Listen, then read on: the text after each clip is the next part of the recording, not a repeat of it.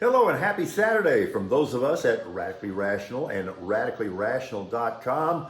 More important than anything else, everybody stay safe. These are threatening conditions, and as anyone who has lived in San Antonio for any amount of time at all knows, things can get pretty treacherous pretty quickly. So please be careful. Okay, I've told you this before, but this is a new low.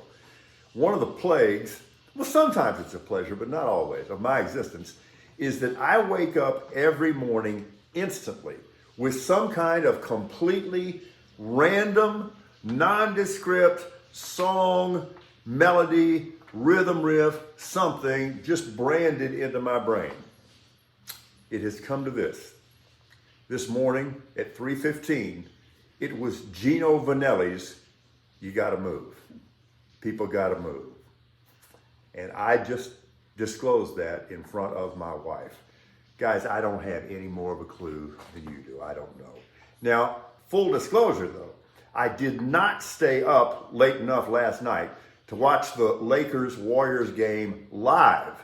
But I was very interested in it, so I got up with Gino Vannelli on my brain so I could see at least the second half of the replay this morning on ESPN. That was a dismantling. What a job by the Lakers. And keep in mind, they started the regular season at 2-10. They had to win a play-in game just to get in, and now they're in the Western Conference Finals against the Nuggets, and that'll be epic. So LeBron, say whatever you want about him. He's going to play in his 12th conference final. That is absolutely a jaw-dropper. As for the Warriors, it's really an interesting thing, this team dynamic. It just never came together for them this year, as it did a year ago when they won the championship. And the bottom line is, ultimately, they just weren't very good.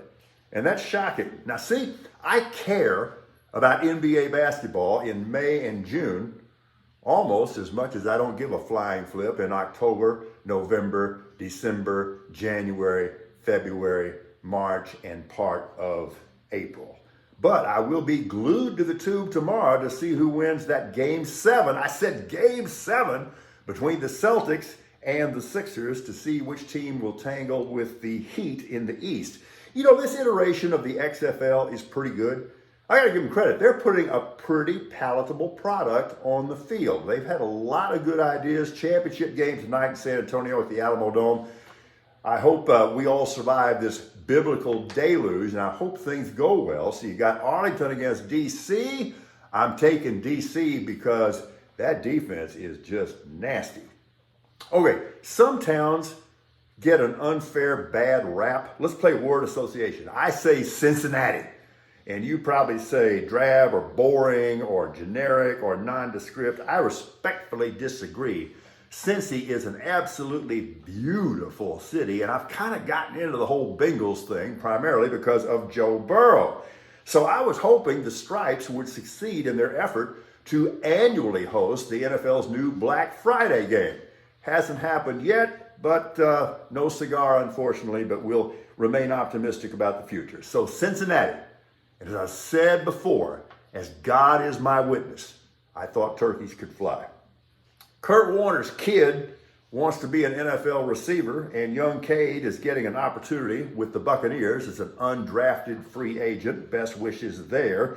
Now, chances are, frankly, that Coach will grab a cold beer at some time during this Saturday. And I'll take it and I'll raise it, and the toast will be that the NFL is finally rid of the scumbag that is Dan Snyder.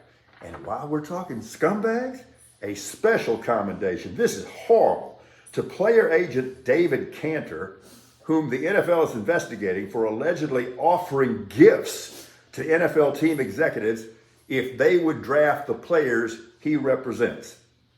I see two words in Cantor's professional future: aluminum siding. Tom Brady has the right idea for sure. Okay, so there are reports that he's trying to buy an ownership stake in the Raiders, but he's going to stay out of decision making. That's a very wise move. Just keep the checks coming. To quote the band Dire Straits, that's the way you do it. Somebody needs to reestablish running back as a marquee position in the National Football League. And somebody is going to, and somebody is going to be Bijan Robinson in Atlanta. He will be a monster immediately as a rookie. Write it down. He is a difference maker.